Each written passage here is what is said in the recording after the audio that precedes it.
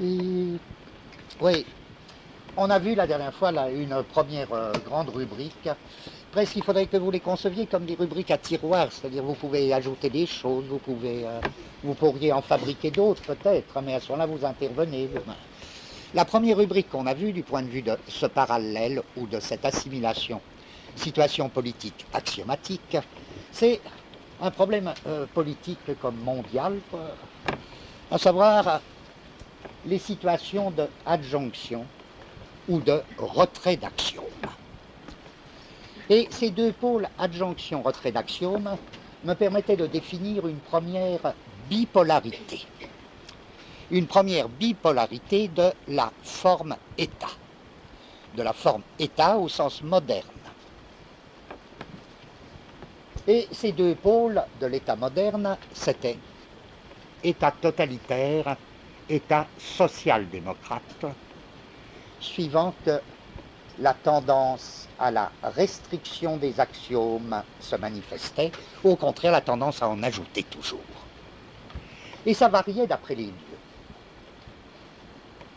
Donc ça, je suppose qu'à moins qu'il y ait des choses... Presque, je rêverais que tantôt vous gonfliez ça avec des exemples concrets. Alors je disais, le cas du Brésil actuellement, il me paraît exemplaire, en effet, parce que il est comme en état de suspens. Est-ce qu'on va choisir une espèce de ligne social-démocrate avec adjonction d'axiomes? Est-ce qu'on va maintenir la ligne totalitaire, diminution d'axiomes, etc. Bon. Parfois, c'est ici, telle tendance s'affirme, là, l'autre tendance s'affirme. Or, cette première bipolarité d'État, État totalitaire, État social-démocrate, me paraissait répondre au rapport marché intérieur, marché extérieur. La tendance à restreindre les axiomes, où l'État totalitaire apparaît fondamentalement lorsqu'il s'agit d'organiser l'effondrement du marché intérieur ou d'affirmer le primat exclusif du secteur externe. Et la tendance social-démocrate tend à s'affirmer, à prévaloir lorsqu'il s'agit de constituer un marché intérieur et de le mettre en rapport avec le marché extérieur. Bien, c'est donc autour du pôle de la relation marché intérieur, marché extérieur, je crois que l'on pourrait rendre compte des alternances État totalitaire, État social-démocrate. Ou, si vous préférez, adjonction d'axiomes, soustraction d'axiomes. Voilà, bon, ça on l'avait vu. Ma deuxième rubrique, et j'en étais là la dernière fois, c'était, comme dans toute axiomatique, le problème de la saturation. Car, si fort que se présentent, si précisément que se présentent les deux pôles de tout à l'heure, tendance à ajouter, tendance à supprimer des axiomes dans une axiomatique. Il n'en reste pas moins que le problème, c'est est-ce qu'il y a une limite? Est-ce qu'il y a une saturation, l'axiomatique?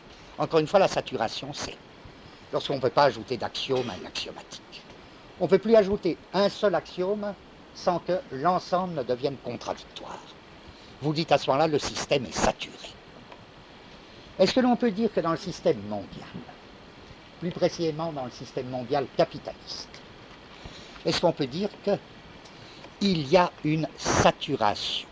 Si le capitalisme est une axiomatique, est-ce qu'on peut parler d'une saturation de cette axiomatique? Est-ce que la notion de saturation est un concept qui est bon non seulement mathématiquement quand il s'agit d'étudier les axiomatiques, mais est-ce que c'est un concept compréhensif, c'est-à-dire qui nous fait comprendre quelque chose à la situation politique mondiale? Et je disais, notre point de départ, là, c'est ce grand texte de Marx sur la baisse tendancielle de la plus-value.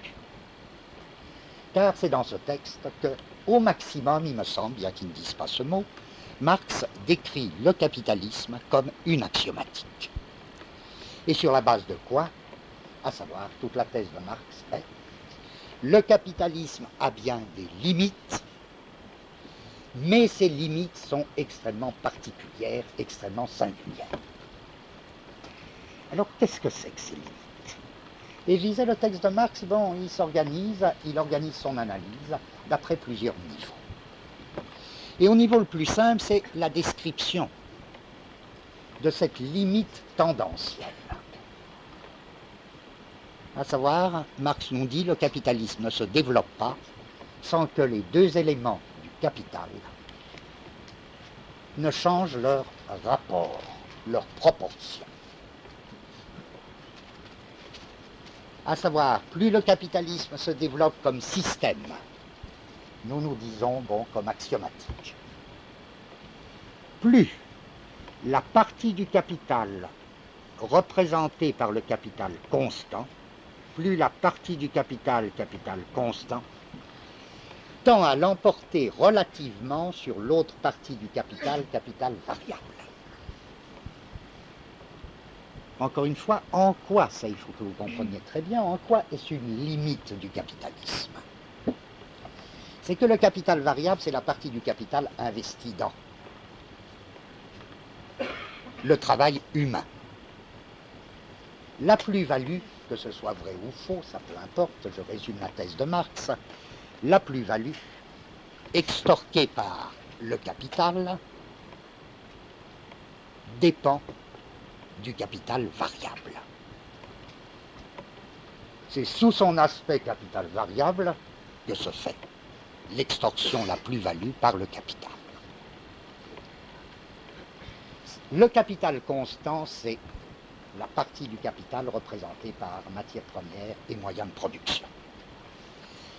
S'il est vrai que proportionnellement, le capital constant tend à l'emporter sur le capital variable, ça veut dire quoi? Remarquez déjà, ce qui est une remarque essentielle, sinon on ne peut pas du tout comprendre la thèse de Marx, ça n'empêche pas que la partie capital variable et la plus-value qui en dépend augmentent absolument à mesure que le capital se développe, à mesure que le capitalisme se développe. Le capital variable et la plus-value, plus le capital se développe, plus elle augmente, absolument. Mais ce qui tend à diminuer, c'est l'importance relative du capital variable par rapport au capital constant. C'est-à-dire, plus le capital se développe, plus le capitalisme se développe, plus la part du capital constant tend à l'emporter par rapport au capital variable.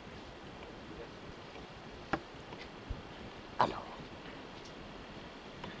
la baisse tendancielle du taux de profit, cette notion marxiste signifie quoi?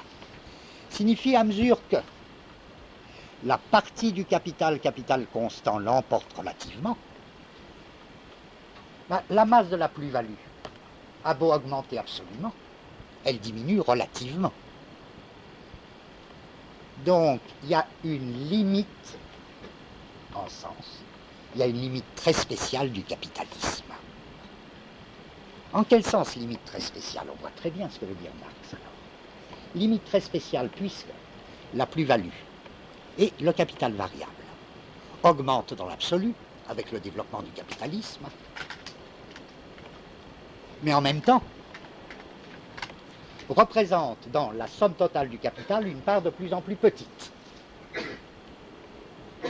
Ce qui veut dire que le capitalisme s'approche perpétuellement d'une limite et que cette limite recule, ne cesse pas de reculer à mesure qu'il s'en approche. C'est quoi ça? Comment dire? C'est un statut de la limite très curieux. D'où l'expression baisse tendancielle. Ce serait quoi une telle limite? Une telle limite, c'est ce qu'il faudra appeler une limite immanente. C'est une limite immanente. Et c'est tout le paradoxe d'une limite immanente. Une limite immanente est telle qu'en effet, comme elle est produite et n'est pas rencontrée du dehors par le système, elle est interne. Plus le système s'approche de cette limite, plus il repousse cette limite.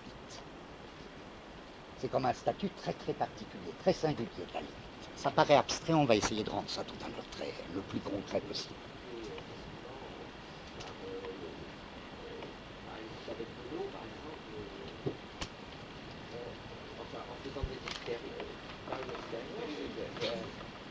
Une structure interne, il y a un moment d'explosion ou un moment de fusion.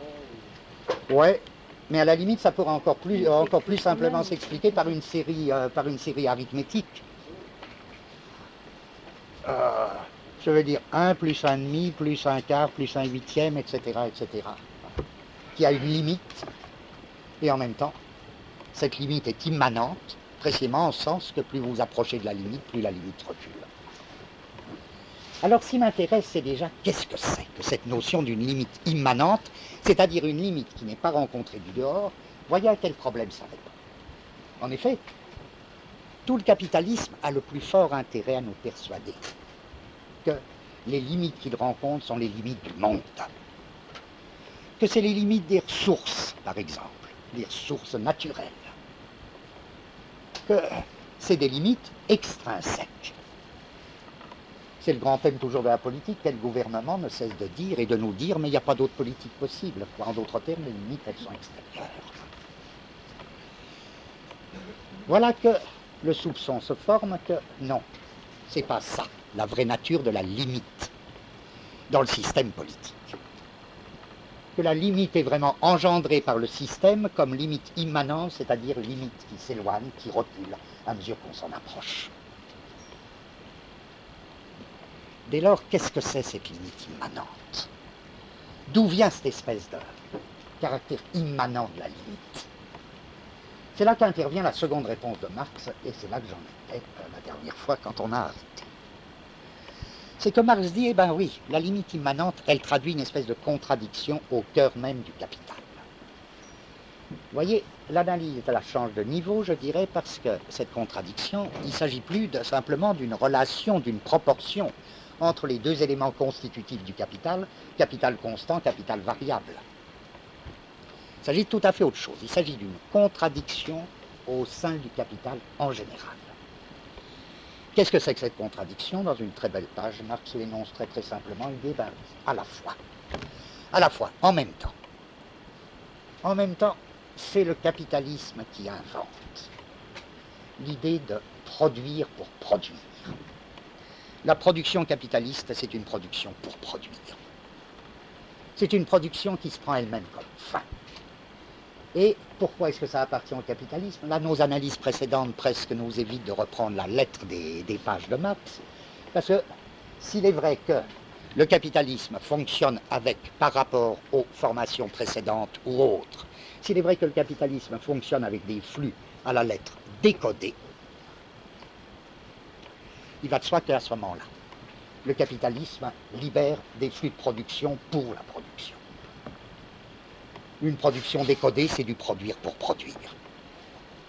Mais acceptons que le capitalisme lance économiquement, et avec ce que ça implique politiquement, cette réalité d'un produire pour produire. Il n'en reste pas moins, et vous voyez que là, c'est presque des choses qu'il faut sentir autant que comprendre. C'est en tant que capitalisme qu'il invente et qu'il déchaîne une force du produire pour produire. En d'autres termes, est-ce que c'est tellement contradictoire? Mais c'est bien une contradiction à ce moment-là intérieure au capital lui-même. C'est en même temps qu'il invente un produire pour produire et que c'est un produire pour le capital. En d'autres termes, produire pour produire, c'est le corrélat d'un produire pour le capital, et cependant, produire pour le capital et produire pour produire sont dans l'état d'une contradiction vivante. Car si je produis pour le capital, ça soumet la production à des conditions très restrictives qui semblent s'opposer à produire pour produire. En fait, peut-être que ça ne s'oppose pas, mais il y a au moins une contradiction apparente dans le mouvement double, dans le double mouvement du capital, produire pour le capital. Ça reste abstrait tout ça, on va voir. Mais ça veut dire quoi en effet? C'est que produire pour produire est une chose qui ne fonctionne qu'en même temps que je produis pour le capital, puisque c'est le capital qui déchaîne le flux du produire pour produire. Si bien que c'est une très curieuse situation, ça. Alors, reprenons, parce que j'en aurai besoin tout à l'heure, la terminologie pour essayer de la fixer, dont on a eu besoin à propos de tout à fait autre chose, à savoir à propos du problème de la guerre.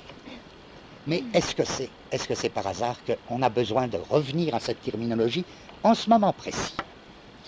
Je disais, il y a une terminologie très intéressante dans la théorie de la guerre du général Clausewitz. C'est lorsqu'il distingue le but et l'objectif. Le but de la guerre et l'objectif de la guerre. Et la distinction revient exactement à nous dire ceci. Le but de la guerre et l'objectif de la guerre ne sont pas la même chose. L'objectif de la guerre, c'est ce qu'il appelle, pour son compte, la guerre absolue. Et l'objectif de la guerre se définit d'une manière très simple, à savoir le renversement ou l'anéantissement de l'adversaire. Voilà l'objectif de la guerre, comme guerre absolue. Le but de la guerre est tout à fait différent. Le but de la guerre, c'est le but politique, c'est la fin politique qu'un État se propose, fin politique très diverse, ça peut être pour des fins très diverses, c'est la fin politique qu'un État se propose lorsqu'il fait la guerre, c'est-à-dire lorsqu'il se propose simultanément l'anéantissement d'un adversaire. Et Clausewitz dit, le but politique est fondamentalement limité, à savoir c'est tel but qu'un État se propose, tandis que l'objectif est absolu. Il est absolu l'objectif, mais il est quand même très variable. Pourquoi? Parce que l'anéantissement de l'adversaire, ça varie d'après la détermination de l'adversaire lui-même. Anéantir l'adversaire, ça change complètement, suivant que l'adversaire est identifié à l'armée ennemie, ou bien à l'ensemble de la population ennemie, ou encore à autre chose. Vous pouvez avoir un type de guerre, par exemple, où le renversement de l'adversaire est identifié à détruire l'armée ennemie. Vous pouvez avoir un type de guerre où le renversement de l'adversaire est assimilé à détruire la population ennemie. Ce sont deux types de guerre très différents. En d'autres termes, quand je dis la guerre a un but et un objectif variables, le but est toujours limité. L'objectif, il est plus ou moins limité. Quand est-ce que je pourrais parler de guerre totale, ce qui nous paraissait très différent de la guerre absolue? Puisque la guerre absolue, c'est simplement l'objectif, à savoir, de quelque manière qu'on entende l'adversaire, on se propose de renverser l'adversaire, ou de l'anéantir. Mais la guerre totale, c'est différent. C'est lorsque l'objectif devient illimité, à savoir, lorsque l'adversaire est identifié à l'ensemble de la population ennemie. À ce moment-là, l'objectif devient illimité. Il s'agit en effet d'un anéantissement au sens de destruction radicale. Donc, la question au niveau de la guerre, c'est exactement celle-ci. Lorsque l'objectif de la guerre devient illimité, c'est-à-dire lorsque la guerre devient totale, est-ce que n'entre pas dans une contradiction très particulière le but et l'objectif? Le but politique limité de la guerre et le caractère illimité de la guerre totale. Possibilité d'une contradiction. Je dis ce qu'on retrouve là, et si je viens de faire cette trop longue parenthèse, parce qu'on va trouver un problème qui est en résonance avec celui-là. Je dirais, quel est l'objectif du capital et quel est le but du capital? Le but du capital, c'est produire pour le capital. C'est ça son but. Quel est l'objectif du capital? L'objectif, lui, est illimité. L'objectif du capital, c'est produire pour produire. Il est forcé que d'une certaine manière, le but limité, produire pour le capital, et l'objectif illimité, produire pour produire, entrent dans une contradiction au moins apparente. Pourquoi j'ajoute au moins apparente? C'est que la contradiction sera évidemment résolue s'il y a, et si le capitalisme comporte un moyen de la résoudre. Et un moyen concret, une espèce de mécanisme par lequel il ne cesse pas de la résoudre en même temps qu'il la pose. Si l'on découvre ce mécanisme concret par lequel il ne cesse pas de la résoudre en même temps qu'il la pose, nous répondons en même temps à notre question, qu'est-ce qu'une limite immanente? À savoir cette limite qui est produite par le système, mais produite d'une telle manière qu'elle ne cesse pas d'être reculée à mesure qu'on s'en approche. Eh bien oui, oui. Et ça fait partie de la beauté, il me semble, du texte de Marx, de nous montrer en dernier point, en troisième niveau, qu'il y a bien dans le capitalisme un mécanisme qui travaille de telle manière que la contradiction entre l'objectif illimité et le but limité, entre produire pour produire et produire pour le capital, que cette contradiction trouve sa solution, trouve sa résolution, grâce à un processus typiquement capitaliste. Or, ce processus typiquement capitaliste, c'est ce que Marx résume dans la formule suivante: dépréciation périodique du capital existant et création d'un nouveau capital. Est-ce que peut-être vous sentez qu'on se rapproche, mais nous essayons de nous rapprocher du concret d'une manière très très progressive, très prudente. On se rapproche déjà du concret. Si on veut comprendre même peu de choses, à l'histoire par exemple actuelle pétrole nucléaire, vous voyez bien que c'est le cas typique de ce processus périodique du capitalisme, à savoir dépréciation du capital existant, création d'un nouveau capital. Ça répond exactement. C'est pour ça que là aussi la crise du pétrole n'est pas imposée du dehors au capitalisme, mais que c'est vraiment une limite au sens de limite immanente, dépréciation d'un type de capital qualifié, recréation d'un nouveau capital. C'est absolument nécessaire pour que précisément la limite soit produite comme à la fois ce dont on ne cesse de se rapprocher et ce qui s'éloigne à mesure qu'on s'en rapproche. C'est le processus de la création d'un nouveau capital sur dépréciation périodique du capital existant qui va être, il me semble, un des processus capitalistes les plus fondamentaux. Or, alors essayons juste de tirer une conclusion, si vous comprenez ce point, que le capitalisme marche précisément sur ces deux phases, cette espèce de double phase. Dépréciation du capital, création d'un nouveau capital. Ça donne quelque chose, ça donne un statut à quelque chose qui est en effet très affolant dans le capitalisme, à savoir son impuissance. Là qu'on va essayer de voir concrètement, son impuissance à revenir en arrière. Revenir en arrière, ça veut dire quoi? Évidemment, ça ne peut pas vouloir dire revenir à la hache, au silex, au primitif, etc. Il ne s'agit pas de ça. Mais l'impuissance dans des choix politiques et économiques de revenir même à une chose qui aurait été possible quelques années auparavant. Comme si, en effet, la nature de la limite immanente définissait à la lettre ce qu'il faut appeler une flèche irréversible, un cours irréversible du capitalisme, qui évidemment fait notre malheur. Qu'est-ce que je veux dire là? Alors là, il faut essayer de parler concret, il faut reprendre tout ça. Si je résume l'ensemble de notions que j'ai dans cette seconde rubrique de la saturation. Je dis la saturation, c'est la limite immanente. Je dis la limite immanente, c'est une limite qui est à la fois produite par le système, dont le système ne cesse pas de se rapprocher et qui recule à mesure qu'on s'en rapproche. Je dis le rapport avec cette limite, le rapport du système avec cette limite définit une flèche irréversible, un cours irréversible, bon, etc. Or vient d'apparaître un livre que je trouve très beau, donc et qui me semble être, qui concerne un tout autre sujet, mais qui me semble être une illustration de ce thème. Si j'essaie de dire concrètement, eh bien oui, voyez comment ça fonctionne, la limite immanente. C'est un livre de Robert Linhart, qui est une espèce d'enquête sur ce qui se passe actuellement au Brésil.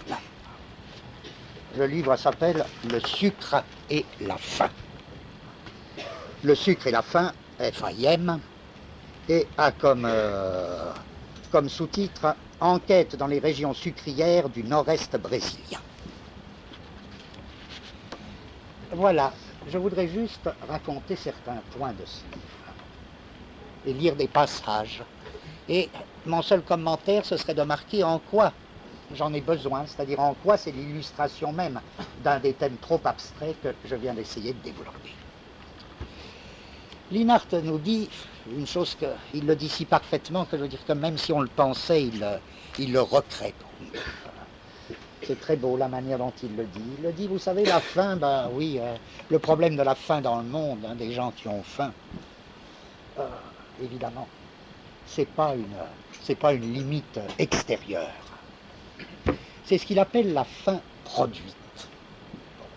De certaine manière, on le sait tous que la faim, elle est produite. Qu'est-ce que j'essaie de dire plus confusément quand je parle de limite immanente? C'est précisément par opposition à une limite extérieure. En d'autres termes, la faim, elle n'est pas rencontrée comme le résultat d'une pénurie. Elle est produite comme le fruit d'une organisation. En d'autres termes, malgré que le mot n'est pas joli, il faudrait parler d'une faim, FAIM, sophistiquée, par opposition à, ou bien une faim qui n'est pas du tout une faim de pénurie, c'est pas du tout une faim de pénurie. Ce qui est produit, c'est la faim. Voilà là. Voilà. Le système, il produit la faim. C'est ça, la limite immanente.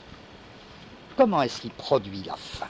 Il faudrait montrer qu'il le produit dans le processus même de son développement. Que le capital produit de la faim dans le processus même de son développement. Alors, comme idée générale, c'est nul, tout le monde sera prêt à dire d'accord, ben oui. Chaque fois qu'on trouvera une analyse concrète, extrêmement concrète, pour donner un sens à ces formules abstraites, ça prendra évidemment une importance plus grande. Là, prenons l'exemple de la canne à sucre, dans la région du nord-est brésilien. Voilà que, et j'ai juste besoin d'ajouter, ça fait bien partie du processus produire pour produire et en même temps produire pour le capital. Développement de la canne à sucre. Qu'est-ce que ça veut dire, ça? Ça veut dire que c'est vraiment un développement comme aveugle. Hein? De plus en plus de parcelles de terre vont être prises par la canne à sucre. Produire pour produire du sucre. Bon, vous me direz pourquoi. Parce que c'est en même temps produire pour du capital, pour le capital sucrier. Bon. Alors on produit pour produire du sucre parce que par là même c'est le seul moyen pour produire pour le capital sucrier. Ça veut dire quoi? Ça veut dire que chaque parcelle de terre va être plantée en canne à sucre.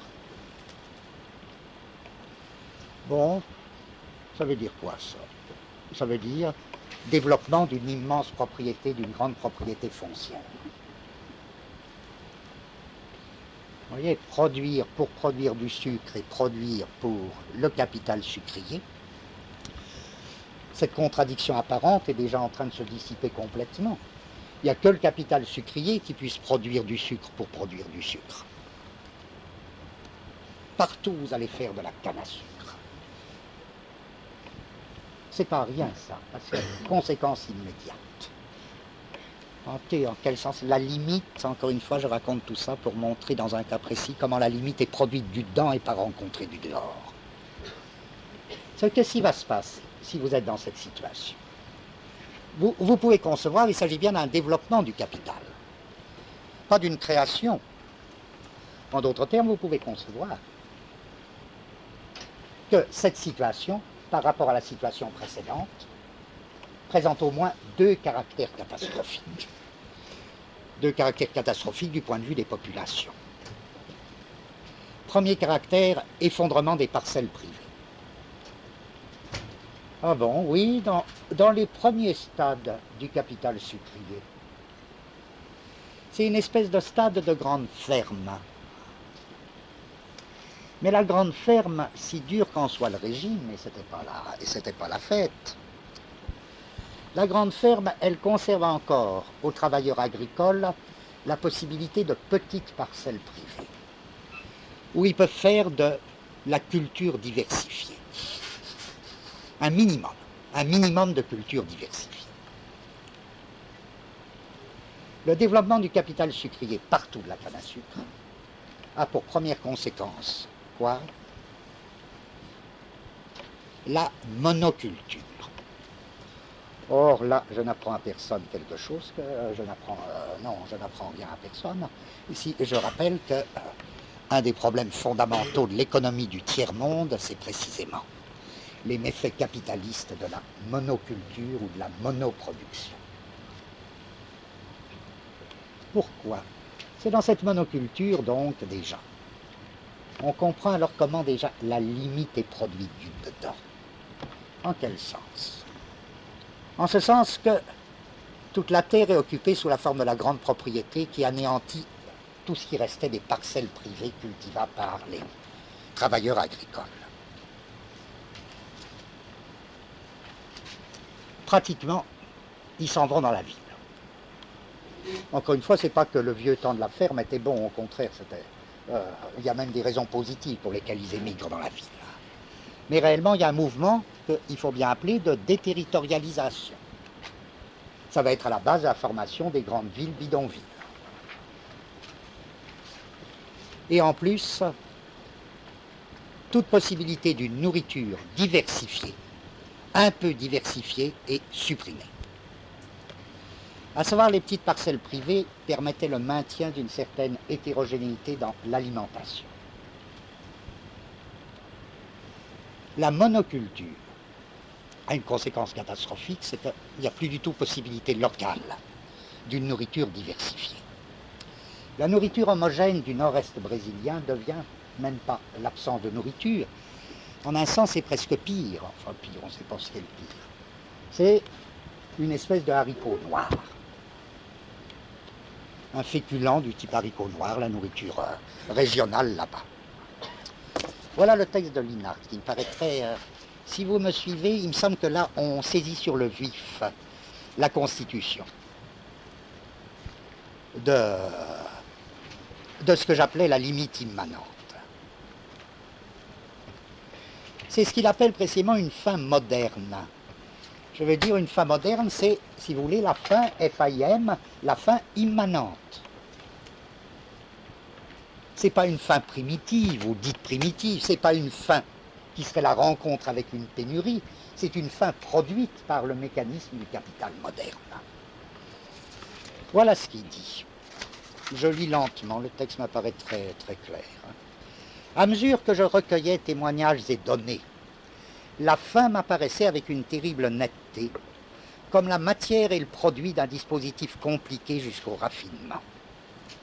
La faim n'était pas une simple absence spectaculaire, presque accidentelle, d'aliments disponibles. Ça, ce serait la faim extérieure, ce serait la faim pénurie. Comme on nous la présente quand on veut nous faire croire qu'il suffirait pour l'étancher de mouvements de charité ou de secours d'urgence. La faim du nord-est brésilien était une part essentielle de ce que le pouvoir militaire appelait développement du Brésil. La faim, tout comme la limite, est un élément constituant du développement, la faim est un élément constituant du développement. Ce n'était pas une faim simple, une faim primitive. C'était une faim élaborée, une faim perfectionnée, une faim en plein essor, en un mot, une faim moderne. Je la voyais progresser par vagues, appelées plans économiques, projets de développement, pôles industriels, mesures d'incitation à l'agriculture, à l'investissement, mécanisation et modernisation de l'agriculture. En effet, cette monoculture sucrière implique une agriculture hautement industrialisée. Il fallait beaucoup de travail pour produire cette faim-là. De fait, un grand nombre de gens y travaillaient d'arrache-pied. On s'y affairait dans les buildings, les bureaux, les palais et toutes sortes de postes de commandement et de contrôle. Cette faim bourdonnait d'ordres d'achat passés par Telex, de lignes de crédit en dollars, marques, francs, yens, d'opérations fiévreuses. On n'en avait jamais fini d'entrer dans le détail de la production de cette faim.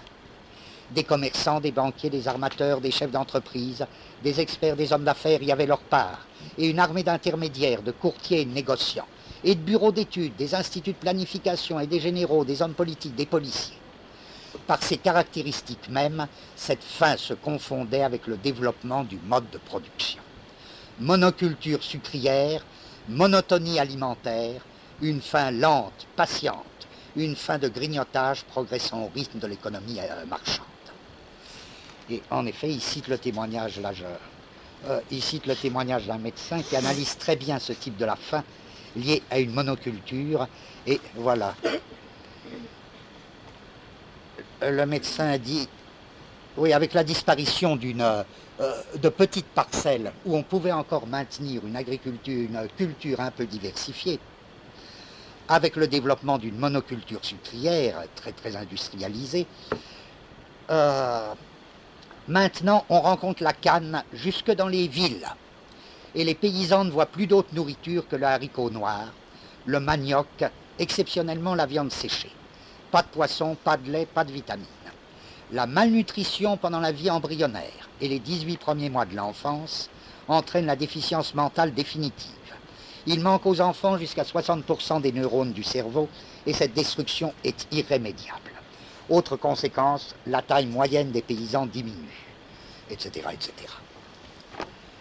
Voilà, si vous voulez, comme le premier point, je dis que si l'on saisit bien cette notion de faim produite, ce que Linhart propose d'appeler faim moderne, la faim qui est produite par un processus de développement en tant que tel, on a exactement ce que je cherchais à faire sentir, à faire saisir, à savoir ce statut de la limite immanente. Et je voudrais chercher si on a le moyen aussi de donner un statut concret à l'idée de la flèche irréversible, quelque chose d'irréversible dans ce mouvement par lequel une limite est produite, limite constamment repoussée, en même temps qu'elle est atteinte. Car c'est terrible ce processus. Je veux dire, la faim, ça n'a jamais été une manière dont on supprime les gens. En un sens, ce serait presque trop beau si les gens, comme on dit, ils en mourraient. Il y a beaucoup de gens qui meurent de faim. Mais ce qu'il y a de terrible dans la faim, c'est que la faim aussi, ça multiplie les affamés. C'est-à-dire, ça en reproduit autant que ça en fait périr. Or, ça, c'est bien le processus de la limite qui est perpétuellement repoussé, en même temps qu'on s'en rapproche et qu'on ne cesse pas de s'en rapprocher. Or, en effet, qu'est-ce que c'est que cette flèche irréversible dans le système capitaliste? J'essaie de reprendre là, cette même situation dans le Brésil. Voilà ce que nous dit Lima. C'est que le développement de la monoculture sucrière hautement industrialisée, qui ravage et supprime toutes les petites parcelles subsistantes, eh bien, c'est pas encore le dernier mot. Car voilà l'histoire qui nous raconte et qui est très fascinante, il me semble. C'est que cette monoculture sucrière, elle a comme un premier grand stade de développement, à savoir produire du sucre pour produire du sucre. Mais ça ne s'arrête pas là. Second grand stade de développement, on va servir de l'alcool de sucre pour le mélanger à l'essence et faire marcher les voitures. Bon, ça répond bien à produire pour produire, il faut bien en faire quelque chose de cette surproduction. Le marché du sucre, il ne va pas fort, le marché mondial, donc bon. On va servir d'une partie de l'alcool du sucre pour produire une essence meilleur marché. Bon, c'est donc, je dis, c'est un second stade du développement. Puisque il ne s'agit plus de la grande propriété foncière, toute l'industrie automobile entre dans le coup du développement sucrier. Seulement, qu'est-ce qui va se passer?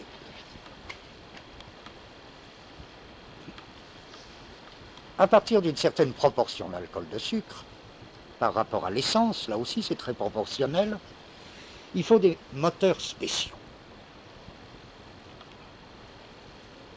Tant que la proportion est minime, on peut encore le faire en arrangeant les moteurs classiques, les moteurs de voiture classiques. Quand la proportion augmente de l'alcool de sucre par rapport à l'essence, il faut des moteurs spéciaux. Donc, nécessité d'instaurer, de construire des usines qui vont fabriquer ces moteurs. Évidemment, avec des capitaux étrangers.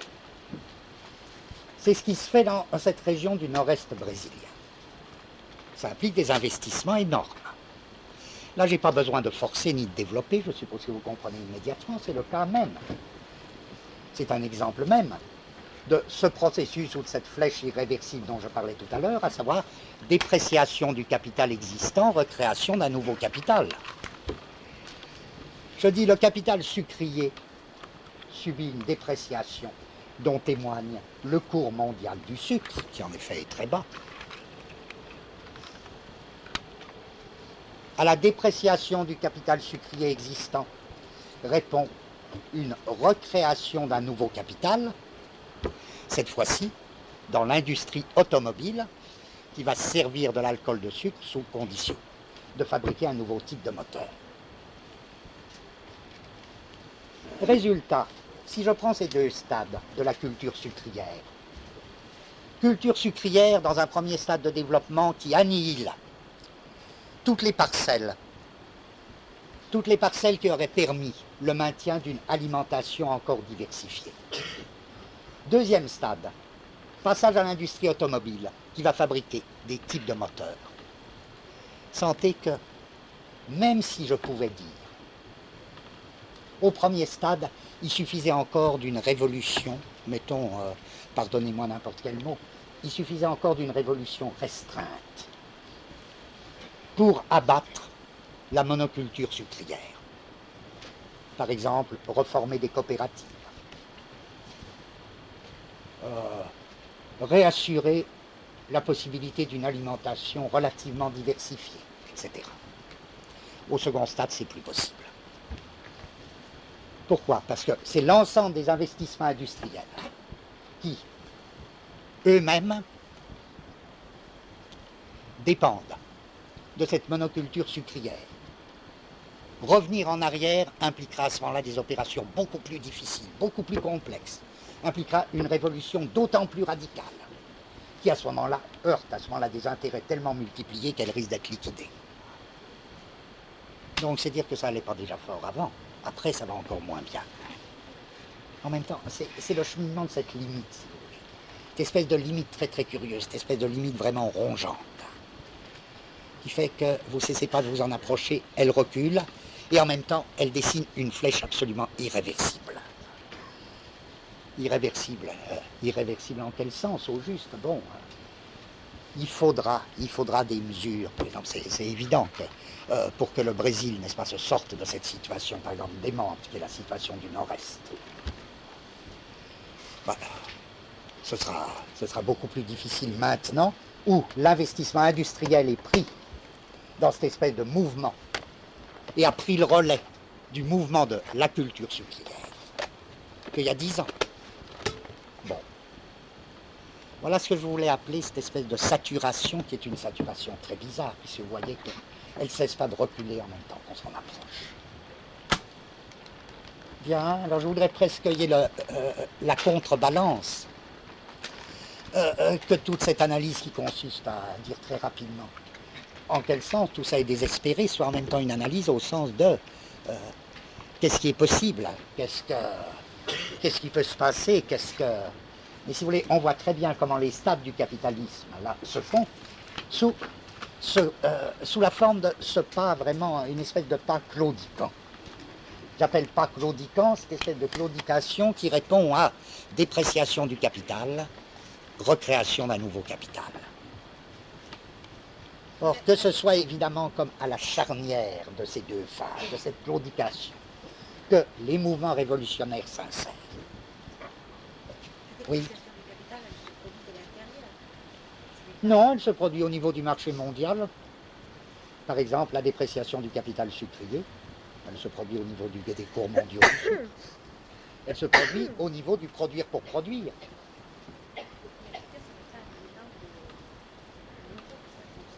Ah non, oui, tu as raison. Non, non. Vous voyez, je ne peux pas être plus clair. Est-ce qu'il y a des... Alors, dans cette rubrique saturation, moi, je mettrais tous ces problèmes de limite tels que je viens de les esquisser, mais si vous voyez. Oui. Par exemple, j'ai pensé à un article qui n'est pas paru dans le simplement dans France Soir, il y a quelques années. Ça s'appelait Oraison sur le sucre. C'est ça. Oui, Et oui, oui. quelque chose qui est pareil que ça. Oui. C'est-à-dire qu'on avait imposé à Cuba la monoculture de l'école. Oui, Cuba est un... Oui, oui. Et qu'il y avait un procédé supplémentaire qu'on n'avait pas industrialisé. Donc il manquait quelque chose. Oui, oui, oui. Et à ce moment-là, ils étaient arrivés avec l'exploitation des paysans de l'île, avec l'acquisition de cette monoculture des cannes à sucre, à faire que les Cubains produisent, avec l'endettement qu'ils avaient par rapport à l'Amérique, ils produisent pour... Quant à ce problème, comment revenir sur un état donné de monoculture? Alors, je voudrais lire, là, justement, dans ce que vient d'ajouter Comtesse, le court passage de Linhart sur l'histoire des moteurs. Le jour où on a installé les premières pompes séparées pour le carburant tiré de l'alcool de canne, on a condamné les populations du Nord-Est à une nouvelle aggravation de leur sort. C'est ça la limite immanente qui est perpétuellement reconstituée. Tant qu'on se bornait à ajouter une proportion d'alcool de canne, 14%, à l'essence, on n'avait pas besoin de modifier les moteurs. On pouvait rester dans le provisoire, changer de politique. Désormais, il faut des moteurs spéciaux. Volkswagen les produit déjà. D'autres constructeurs suivront. La troisième pompe signifie une reconversion importante de l'industrie automobile et des investissements. Plus question de revenir en arrière. Comprenez-vous ce que ça veut dire? La condition pour que le coût de ce nouveau carburant ne devienne pas prohibitif, c'est que l'on maintienne les salaires des ouvriers de la canne à un niveau de misère.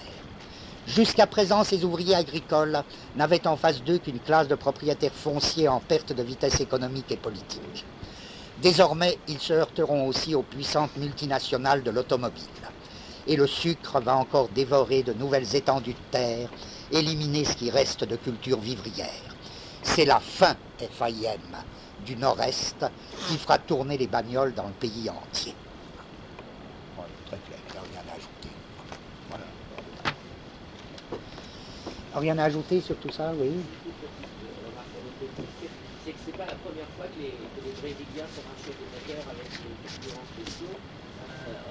Pour rappeler au début du siècle, le café dans les locomotives. Oui. Oh ben, la monoculture du café serait exactement, oui. Je ne dis pas du tout que ce soit lié ni au sucre ni à des événements récents. Ça a toujours été une question fondamentale. Et encore une fois, s'il y a parmi les problèmes spécifiques du tiers-monde, il y a fondamentalement ce problème de la monoculture et de la mono-industrie. Prenez le cas, on aurait presque pu placer tout cet essai d'analyse, enfin cet essai d'analyse insuffisant que je vous propose, on aurait pu le placer sous le signe là, du petit pays où il s'est passé, du petit pays du tiers-monde où il s'est passé récemment des choses si étranges et qui étaient comme un cas exemplaire, l'ancienne Guyane hollandaise, Suriname, c'est Suriname, ça s'appelle comme ça, Suriname. Vous voyez, ce petit pays, c'est l'ancienne Guyane hollandaise qui est coincée entre l'ancienne Guyane anglaise et l'ancienne Guyane française. Bon, qu'est-ce qui s'est passé là? Eh ben, moi, je voudrais des renseignements plus détaillés. Je m'en tiens à un article quelconque du Monde. Le Monde dit, voilà, dans mon souvenir, il y a quoi? C'est un pays qui a à peu près, mettons, 500 000 habitants. Je me trompe peut-être, mais en gros, 500 000 habitants. Monoproduction, là, vous retrouvez ça tout le temps. Monoproduction, bauxite. Bon. Quel autre caractère? Population, comme dans énormément de pays du tiers-monde, ça nous intéressera, on verra pourquoi tout à l'heure. Population extrêmement mélangée, puisque descendants de Noirs esclaves, mais aussi descendants d'une seconde vague qui sont des Indiens surtout, hein, qui ont été amenés avec la suppression de l'esclavage, les Hollandais, là, les Pays-Bas, ont amené beaucoup de main-d'œuvre indienne. Bon, donc une population à fort métissage. Gros flux d'émigration.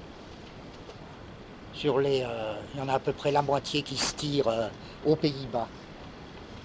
Énorme bureaucratie. Mais bizarrement, la bureaucratie, elle est fournie par la Guyane anciennement anglaise, par le pays voisin. Bureaucratie, car on verra ça, qu'il y a des problèmes de bureaucratie spécifiques dans les pays du tiers-monde, évidemment. Donc, il y a tout là pour qu'on puisse se repérer. Monoproduction capitaliste, bauxite. C'est-à-dire vraiment à la fois produire pour produire et produire pour le capital. Flux d'émigration. La moitié de la population qui se tire aux Pays-Bas.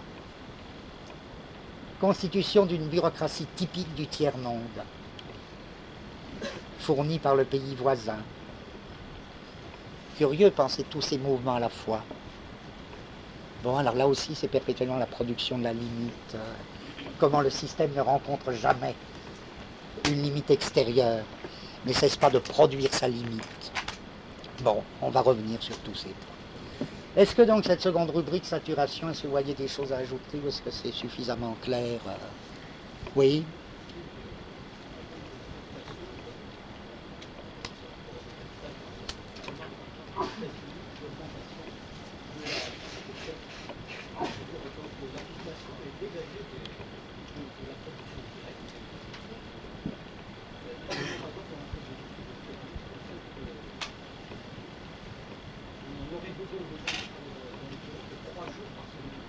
Ouais.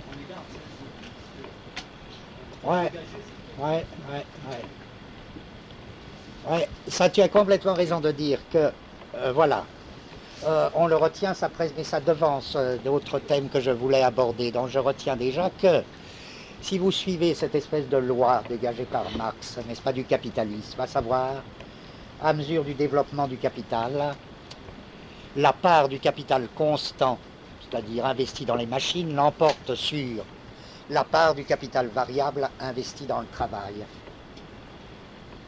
Ça explique fondamentalement le statut du travail actuel. Qu'est-ce que c'est le problème actuel du travail? On constate, et là il faudra se demander pourquoi, je veux dire aussi bien dans les pays du tiers-monde que dans les pays du centre, on constate quoi? Le développement de plus en plus grand de formes de travail dites précaires. Qu'est-ce que c'est, les formes du travail précaire? Les formes du travail précaire, c'est soit le travail noir, soit le travail intérimaire,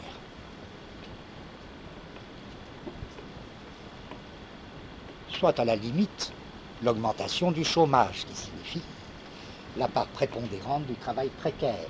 C'est la multiplication des statuts du travailleur. Le travailleur intérimaire, le travailleur précaire, tout ça. Linhart, toujours dans le même livre, analyse les formes du travail précaire à mesure, par exemple, que les travailleurs agricoles ne vivent plus sur le terrain de la grande propriété, mais émigrent dans les bidonvilles. Ils prennent de plus en plus le statut de travailleur précaire. Mais en même temps, qu'est-ce qui se passe dans les pays riches, dans les pays dits développés, dans les pays du centre? Par exemple, dans des pays comme le nôtre, tout le monde le voit, c'est la multiplication, l'importance de plus en plus grande des mêmes formes de travail intérimaire et précaire. Comme si là, la situation des pays du centre et la situation des pays du tiers-monde, bizarrement, n'étaient pas tellement différentes. Qu'est-ce qui se passe actuellement? Alors, il faudrait vraiment être un économiste très classique pour dire que c'est un accident. C'est évidemment pas un accident. C'est pas un accident lié à un moment de crise. c'est vraiment l'expression de la tendance la plus profonde du développement du capitalisme. Cette tendance, on peut l'énoncer de la manière suivante, exactement en reprenant les termes de Marx. À mesure que le capital constant prend une importance de plus en plus grande par rapport au capital variable, vous vous rappelez, capital variable, c'est le capital qui a affaire avec le travail.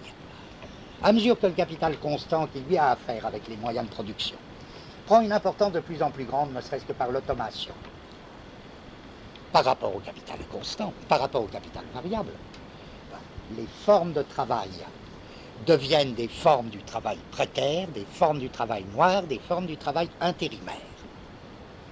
Bon. Et là,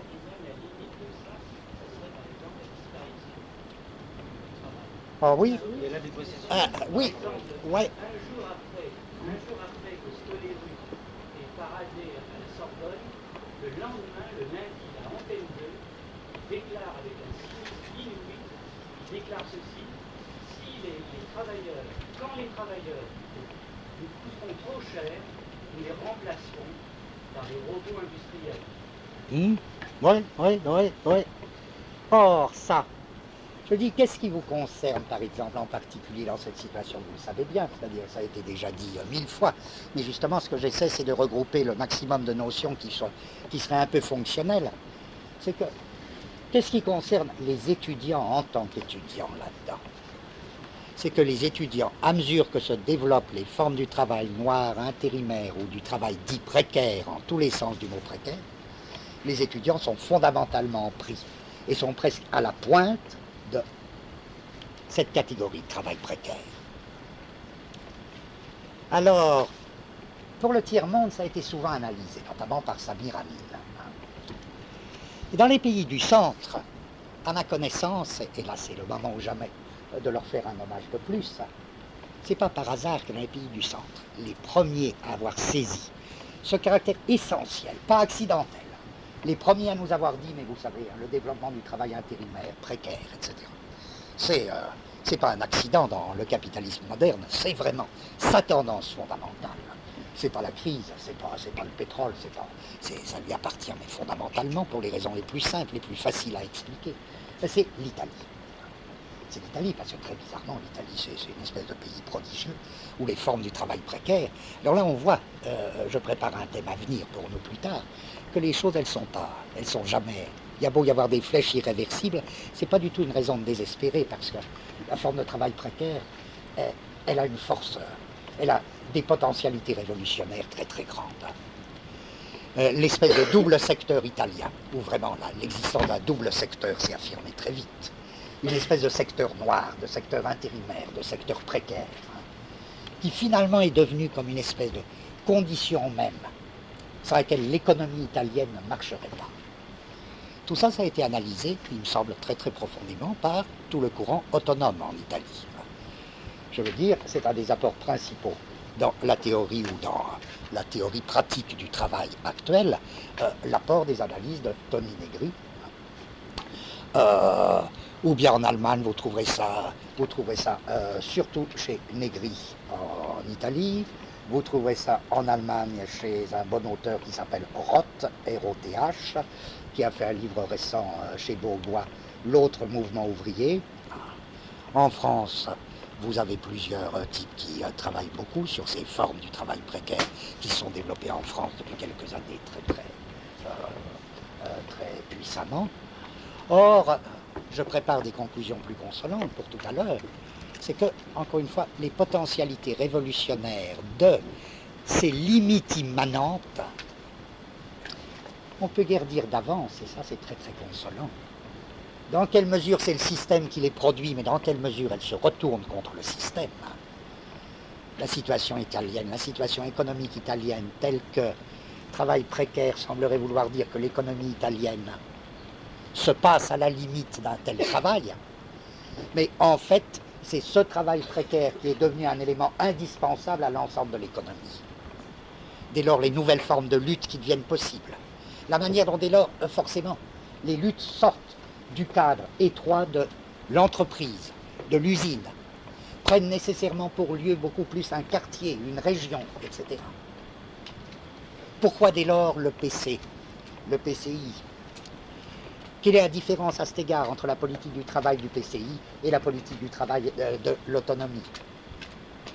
C'est à partir de là que je crois les différences deviennent très très concrètes. Pourquoi le PC tient tellement à maintenir le cadre de l'entreprise? Bon, c'est évident, quoi. C'est évident. Bon. Passons à une troisième rubrique. À moins qu'on se repose. Non? Je dirais troisième rubrique, mais vous m'interrompez si vous voyez d'autres. Vous voyez, je voudrais que chaque rubrique soit gonflable, quoi, qu'on puisse y ajouter des choses. Troisième rubrique, je cherche toujours à appliquer cette axiomatique faire cette axiomatique de la politique. Je dis, vous vous rappelez que dans une axiomatique, eh bien, l'axiomatique ne renvoie pas elle-même à un modèle à réaliser, mais elle renvoie à des modèles de réalisation. Et que toute la thèse que je vous proposais, thèse à ce moment-là très abstraite, mais qui devrait maintenant devenir plus concrète, toute la thèse que je proposais, c'était que les États modernes n'étaient pas comme les empires archaïques, des modèles à réaliser, le modèle impérial archaïque, mais fonctionnaient comme des modèles de réalisation par rapport à l'axiomatique. Ce qu'on appellera modèle de réalisation par rapport à une axiomatique, c'est un domaine dans lequel les relations purement fonctionnelles de l'axiomatique s'effectuent. S'effectuent de manière très diverse, de manière variable. Dans l'exemple d'axiomatique que j'avais donné là, à un niveau purement mathématique, je disais, bon, prenez une axiomatique à 2 axiomes ou à 3 axiomes que j'avais définis, et vous voyez qu'elle s'effectue à la fois dans l'addition des nombres entiers et dans la composition des déplacements dans l'espace euclidien. On dira, l'addition des nombres entiers et la composition des déplacements dans l'espace sont comme 2 modèles de réalisation de l'axiomatique, c'est-à-dire 2 des domaines dans lesquels cette axiomatique s'effectue. Je dis maintenant, quant à la situation politique, les États, je ne prétends pas épuiser leur nature, je dis un des aspects des États modernes, c'est qu'ils fonctionnent comme les modèles de réalisation de l'axiomatique du capital.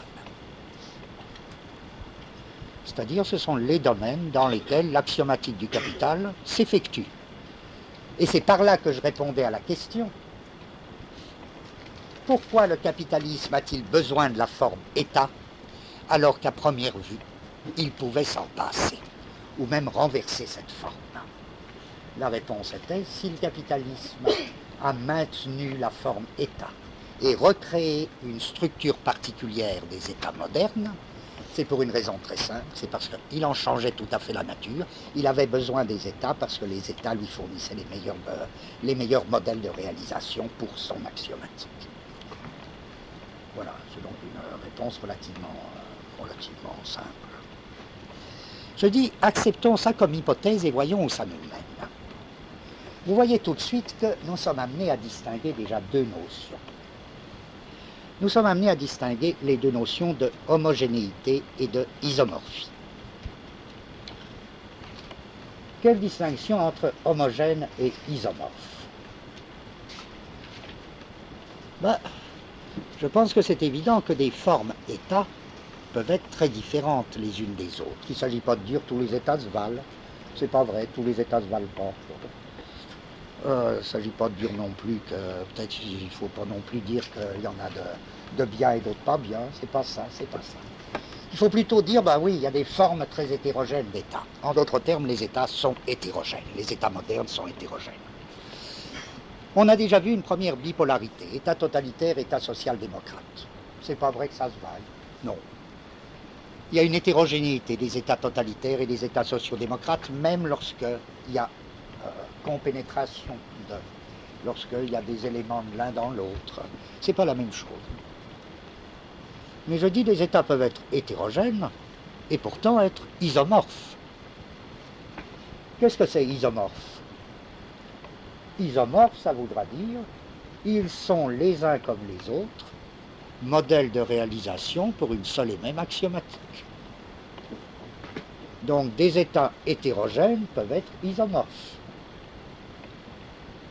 Un État totalitaire et un État social-démocrate peuvent être deux domaines de réalisation pour une seule et même axiomatique. Par là même, ils sont isomorphes, et pourtant ils ne sont pas homogènes. De même, je dirais grossièrement, pour reprendre la comparaison que je faisais, l'addition des nombres entiers et la composition des déplacements dans l'espace, ce n'est pas deux domaines homogènes, c'est absolument hétérogène. Ça n'en est pas moins isomorphe dans la mesure où c'est deux modèles de réalisation pour une seule et même axiomatique. La même axiomatique s'effectue dans l'un et dans l'autre des deux domaines. Donc je dirais, voilà, est-ce qu'on peut dire que tous les états, même hétérogènes, sont isomorphes? Cette question abstraite, elle peut avoir un certain intérêt concret. Ça pourrait nous entraîner à nuancer des choses, c'est-à-dire à chercher l'ensemble, à chercher à déterminer l'ensemble des bipolarités d'états modernes. Je disais, première bipolarité, qu'est-ce qui montre qu'en gros, on pourrait supposer une espèce d'isomorphie de tous les états, quels qu'ils soient. Une isomorphie, encore une fois, sans homogénéité. Cette donnée fondamentale de l'économie, à savoir, il n'y a qu'un seul et même marché mondial. Il n'y a qu'un seul et même marché mondial, à savoir le marché capitaliste. Car il est difficile de comprendre quoi que ce soit, si on ne tient pas compte de ceci, que les pays socialistes eux-mêmes baignent dans un marché mondial qui est le marché mondial capitaliste. Donc, c'est l'existence d'un seul et même marché mondial. Merci infiniment. Oh, ce courrier. Kanjar, c'est encore du courrier pour toi. Hein? Merci beaucoup.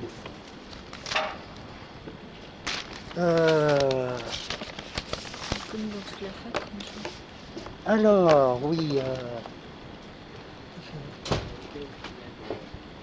Un seul et même marché mondial. Un seul et même marché mondial, ça implique bien cette espèce d'isomorphie des états des formations étatiques les plus hétérogènes.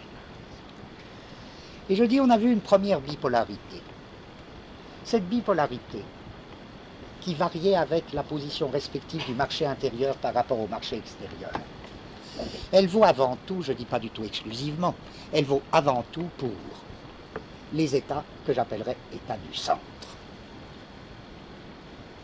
Les états du centre, ça impliquerait quoi du point de vue d'une axiomatique? Ça impliquerait déjà beaucoup de questions que moi j'ai pas du tout encore traitées là, et que je cite, dont je fais l'énumération sans vouloir les analyser. Je veux dire, pourquoi une axiomatique doit-elle être centrée? Est-ce qu'il appartient à une axiomatique d'avoir un centre et quoi? Eh bien, par exemple, un centre et une périphérie. Est-ce qu'il y a des axiomes du centre et des axiomes de la périphérie? Et qu'est-ce que voudrait dire cette distinction dans une axiomatique du centre et de la périphérie? Et le fait est, si par exemple vous vous reportez aux analyses célèbres de Braudel sur la formation du capitalisme, je crois que dans les thèses de Braudel, il insiste énormément sur ce point. Comment le développement du capitalisme a impliqué la formation d'un centre dans ce que Braudel appelle précisément, en créant un peu ce concept, l'économie monde. Pourquoi l'économie monde est-elle fondamentalement une économie centrée? Avec le problème essentiel que Braudel analyse en détail, comment s'est constitué le centre dans l'économie monde capitaliste? Réponse, pourquoi est-ce qu'il s'est constitué en Europe à quel moment? Et pourquoi est-ce qu'il y a eu une espèce de rivalité entre le sud et le nord de l'Europe? Et pourquoi c'est le nord qui l'a emporté? La question est d'autant plus importante pour nous que c'est au nord qu'en même temps s'installaient les véritables formes, ou les plus solides, les plus consistantes des formes État. C'est là aussi que s'est constitué le centre de cette économie monde du point de vue, ou le centre de cette axiomatique. Or, c'est au centre que s'est élaborée très vite cette bipolarité première qu'on a vue. adjonction d'axiomes, soustraction d'axiomes, ou si vous préférez, pôle totalitaire, pôle social-démocrate. Mais je dis, est-ce qu'il n'y a pas d'autres? Est-ce qu'il n'y a pas d'autres bipolarités? Ma première remarque, à partir de 1918, le centre s'est vu imposer, là je pèse mes mots parce qu'on ne peut pas dire qu'il l'ait favorisé, s'est vu imposer une seconde bipolarité, à savoir celle des États capitalistes et des États dits socialistes ou qu'on appelle socialistes bureaucratiques.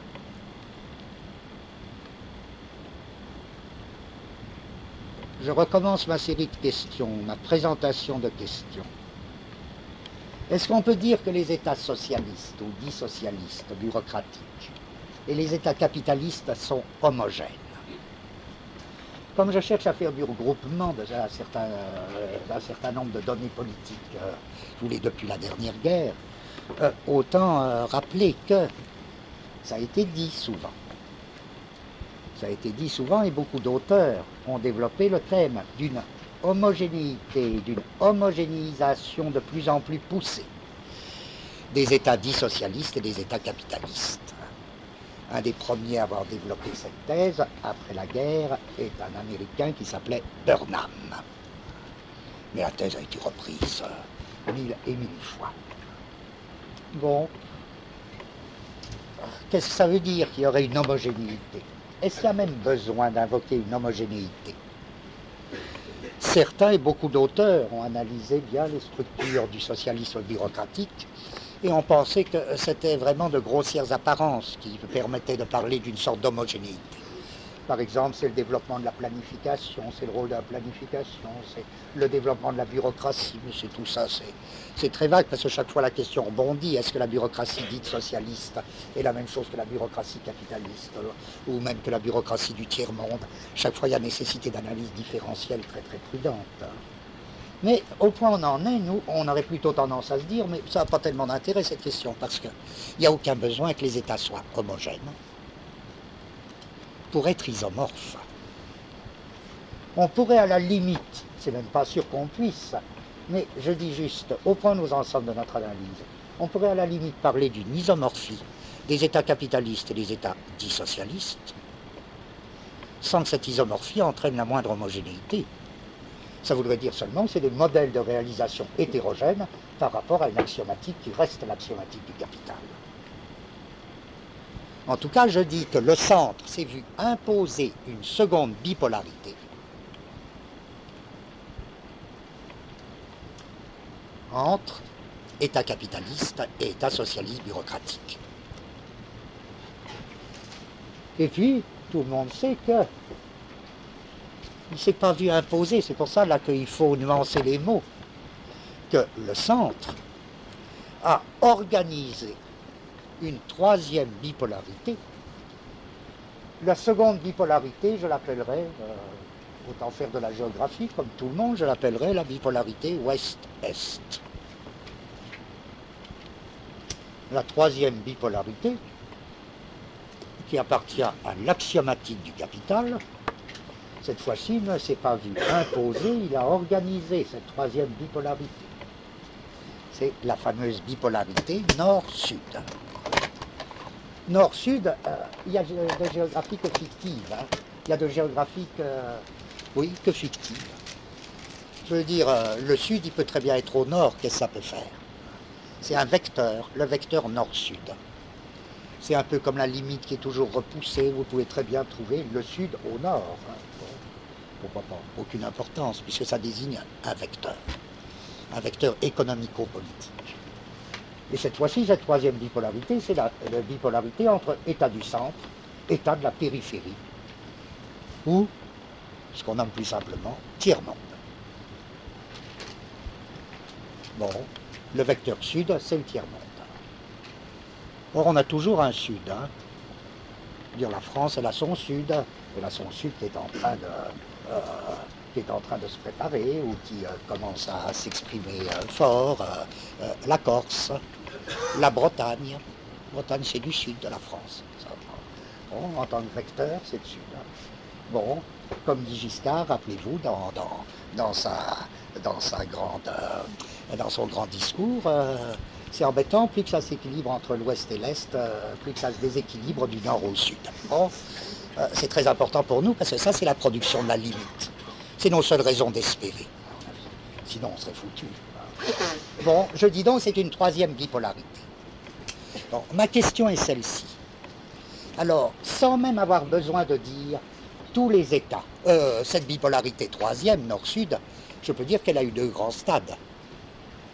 L'organisation de la colonisation, par là qu'elle est organisée, et puis avec la fin de la colonie, avec la fin des colonies, de la colonisation, l'organisation d'un tiers-monde par le capitalisme. Bien, les États du tiers-monde. Ma question, c'est donc, il ne s'agit pas du tout de dire tout ça c'est homogène. Il s'agit de poser la question, dans quelle mesure toutes ces formations et toutes ces bipolarités, dans quelle mesure toutes ces formations étatiques sont-elles isomorphes, même si elles sont très hétérogènes. Vous voyez que c'est une question qui ne peut être pensée que par rapport à leur fonctionnement, par rapport au marché mondial. Je reprends, et là je prends un minimum de risque, mais sans en avoir l'air, sans vous dire pourquoi, c'est parfait. Je prends un minimum de risque parce que j'essaie de donner alors des définitions très simples à mes risques et périls de deux notions très courantes, mode de production et rapport de production. Je dirais, ben voilà, vous comprenez, un mode de production, pour moi, je dis, c'est pas compliqué, je ne cherche pas du tout à dire des choses savantes ni même techniques. Je dirais, un mode de production, il est étroitement déterminé par le rôle de la force du travail,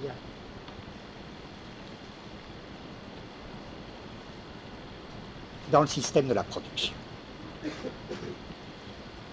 Ce qui définit un mode de production, c'est le style, j'emploie un mot très vague exprès, le style, l'allure de la force, le statut de la force de travail dans un système de production. Ça, j'appellerais ça, par convention, j'appellerais ça le mode de production. J'appellerais rapport de production, cette fois-ci, le statut et la nature des titres de richesse dans le système de production.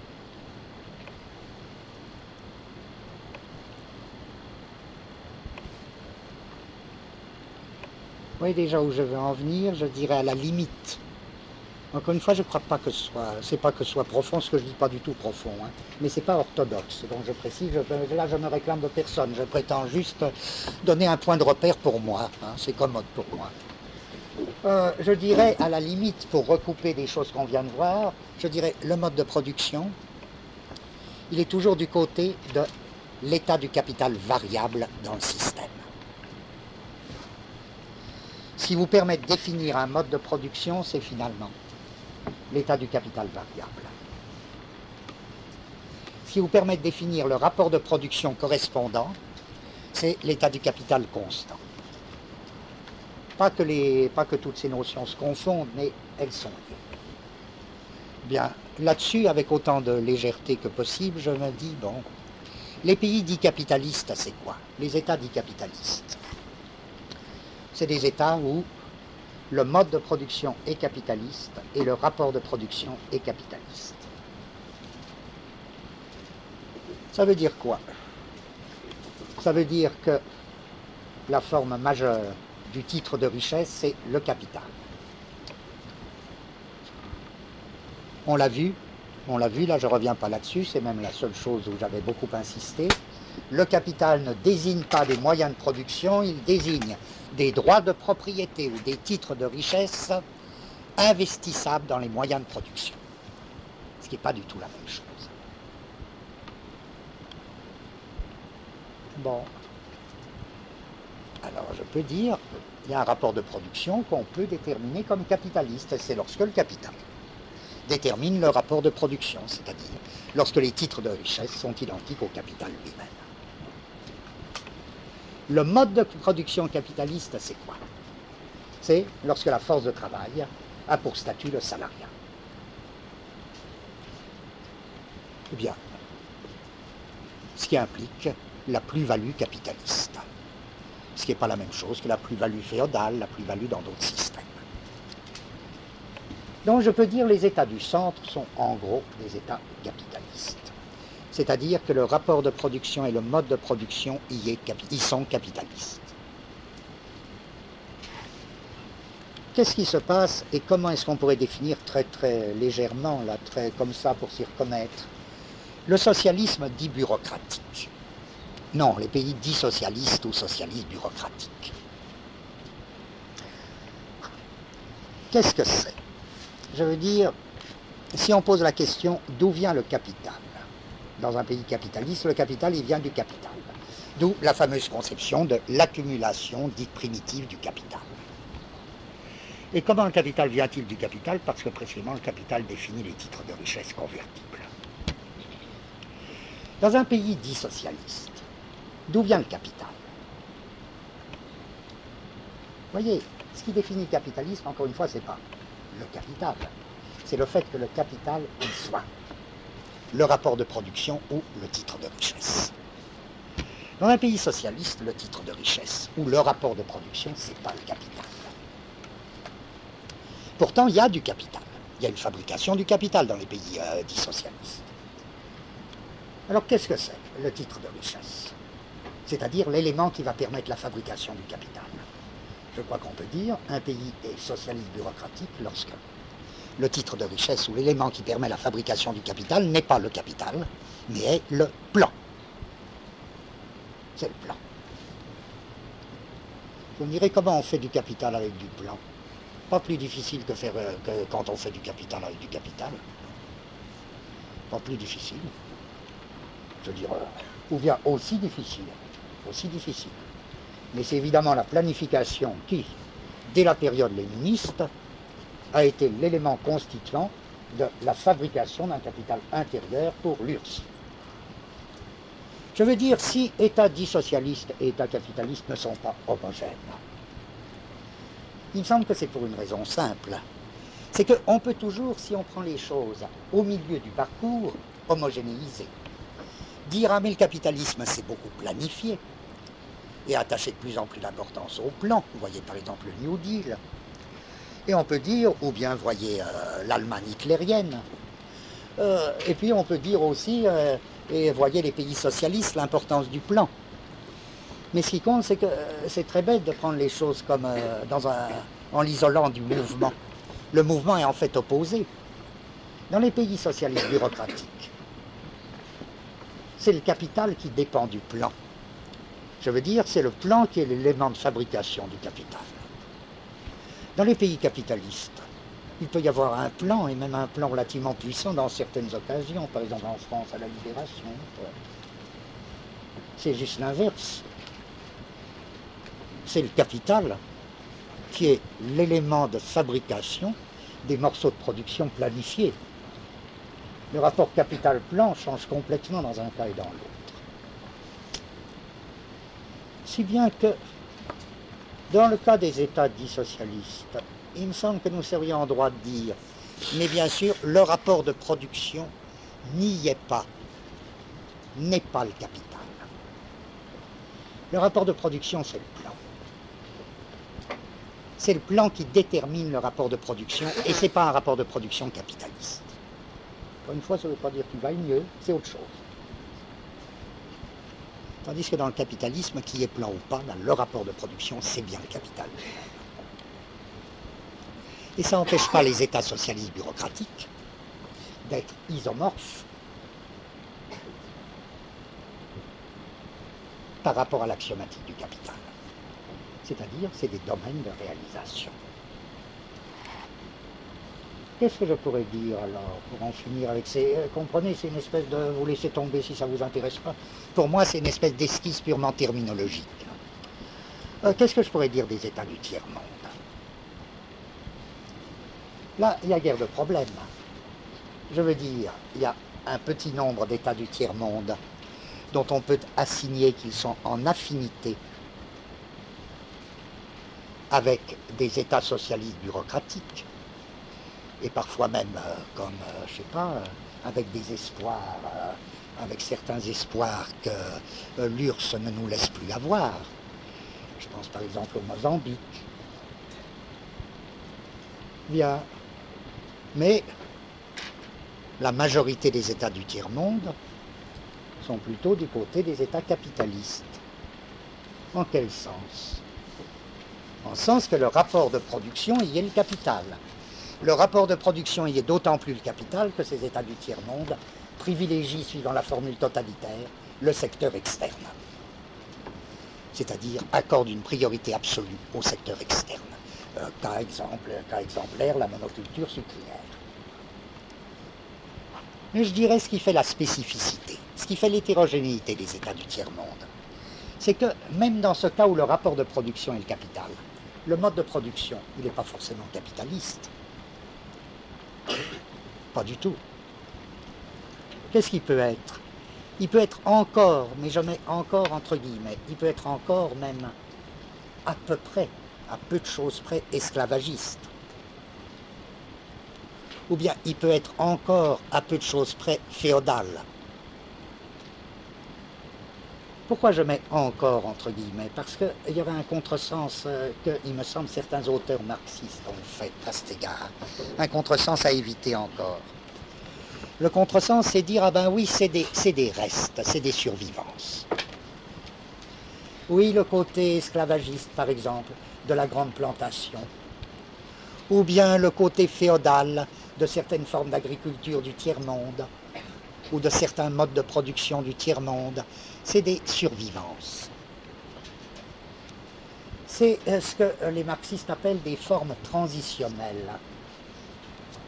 Le cas le plus parfait de la forme dite transitionnelle, c'était la culture du coton en régime esclavagiste dans les États d'Amérique esclavagistes, avant la guerre de sécession. Ce qui m'intéresse, c'est qu'au point où on en est, je dirais, c'est pas du tout transitionnel. Pourquoi?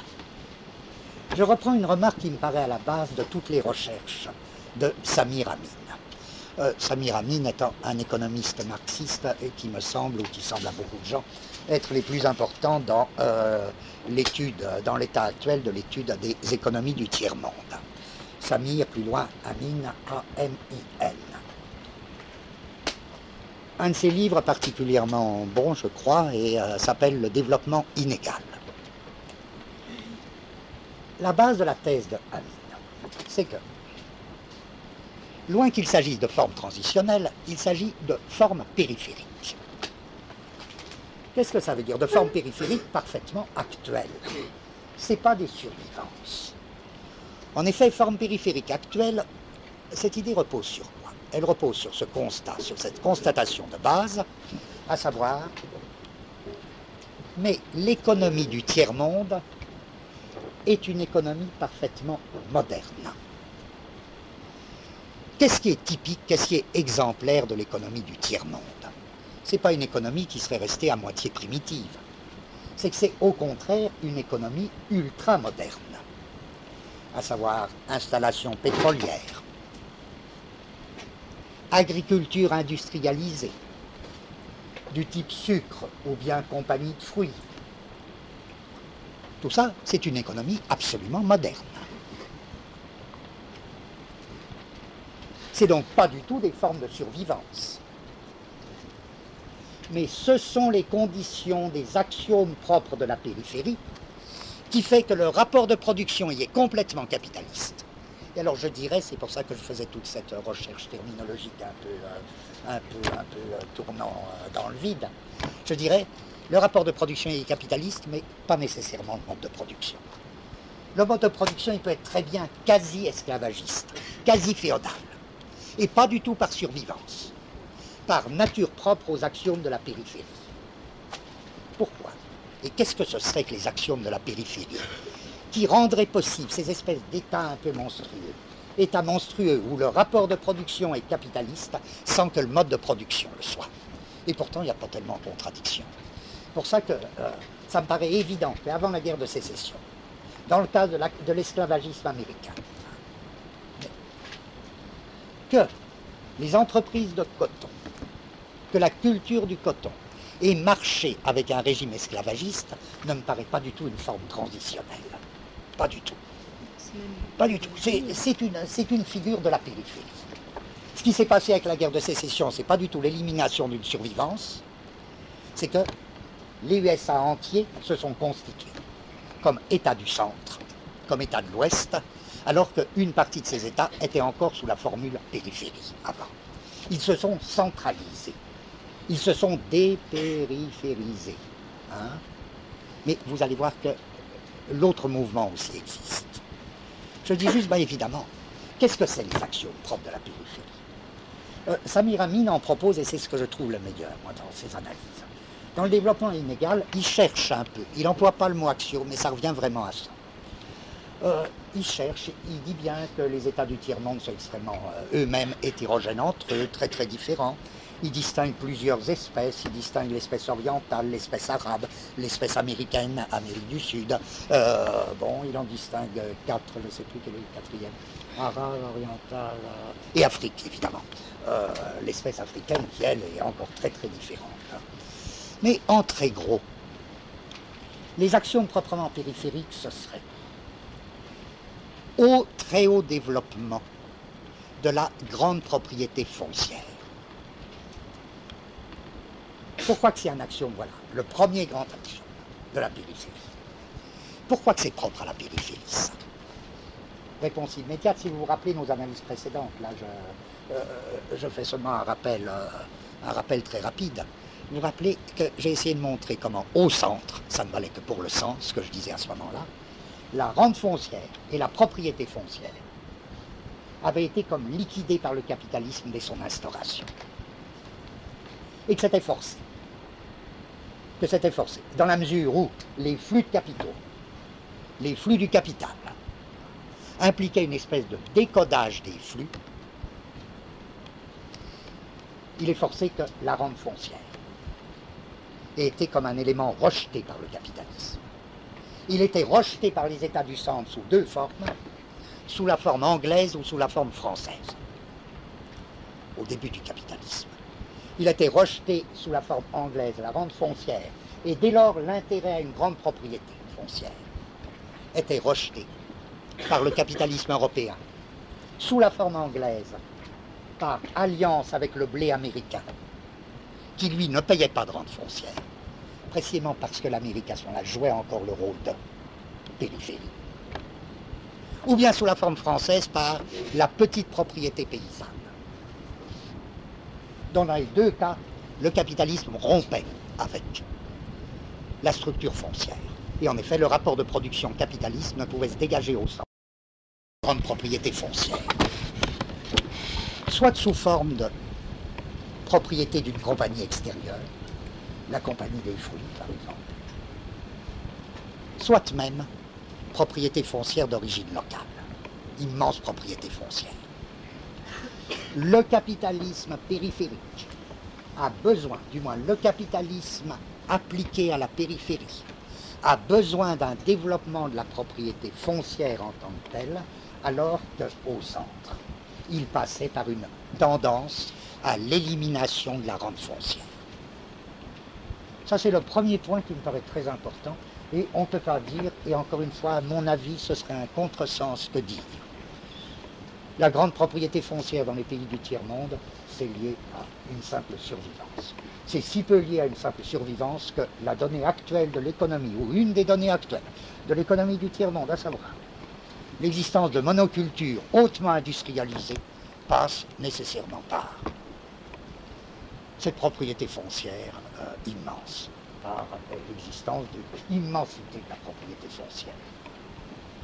Puisqu'on l'a vu pour le sucre, là, puisque ça va jusqu'à l'élimination de toutes les petites parcelles paysannes. Deuxième caractère, alors ça je dirais, c'est le premier axiome propre aux États de la périphérie, aux États du tiers-monde. Deuxième axiome, une forme de commerce, et là je crois bien que ça revient, le mérite en revient aux marxistes chinois, pas les actuels, les anciens. savez, qui ont fait une catégorie ou qui ont proposé l'existence d'une catégorie économique particulière qu'ils appelaient, en empruntant le mot, je crois bien, je suppose, à l'espagnol, le commerce comprador. Commerce comprador, c'est quoi? C'est une catégorie, là aussi je suis très rapide, il y a eu beaucoup de littérature des maoïstes sur le commerce comprador comme essai pour saisir quelque chose de propre au tiers-monde. Et c'est une catégorie qui me paraît très très intéressante. C'est le commerce comprador, c'est un type de commerce particulièrement cruel, particulièrement redoutable, qui fait, comment dirais-je, très vaguement, qui fait la relation entre le capitalisme extérieur et l'arrière-pays rural. C'est une espèce de commerce déchaîné où le rapport commercial alors implique un régime de violence et d'usure très important, où là aussi on aurait envie de dire à première vue, oh c'est une survivance, rien du tout. C'est un fonctionnement actuel des économies du tiers-monde. Je reprends dans le livre de Linhart.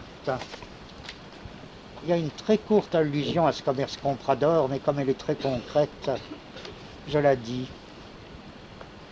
Vous voyez, les paysans qui ont même plus de parcelles, avec cette monoculture sucrière, ils n'ont plus de parcelles, ils ne peuvent plus cultiver là un petit lopin qui permettrait la diversification de l'alimentation.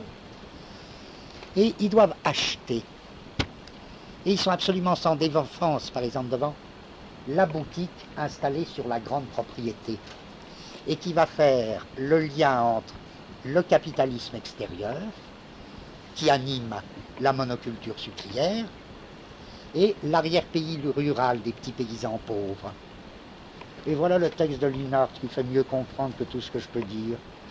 Pourtant, les aliments, un paysan explique que ce qui vend ou rien, c'est pareil. Hein.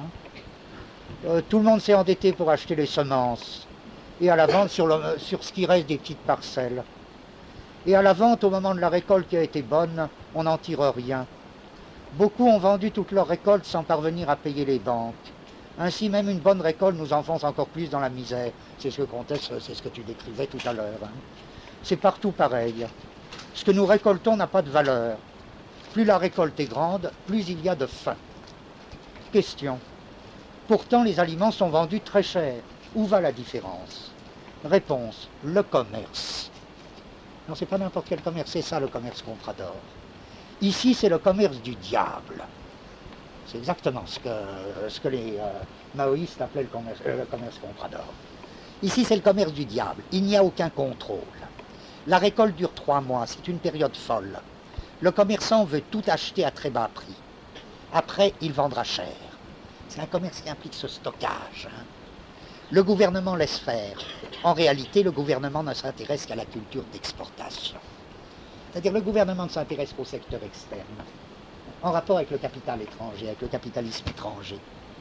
Et c'est le commerce comprador qui hérite de la fonction très bénéfique, rapportant d'immenses bénéfices, d'assurer la jonction entre la production orientée vers le secteur externe et la consommation de l'arrière-pays. Vous voyez, le commerce comprador serait donc une catégorie ou comme un axiome des États du tiers-monde. Et on voit tout de suite, en effet, que là aussi, c'est pas du tout une survivance. Ajoutons, troisième axiome propre au tiers-monde, que la prolétarisation,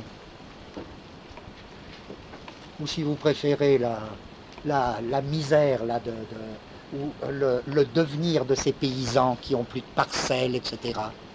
La prolétarisation s'y fait pas du tout de la même manière qu'en Europe, qu'elle s'est faite en Europe, avec le développement du capitalisme. Comme dit Samir Amin, la prolétarisation y est une marginalisation aussi bien. Elle est inséparable de la constitution des bidonvilles. La force, inversement, le rôle des paysans dans ce processus de prolétarisation est très différent de celui de l'Europe. Bon.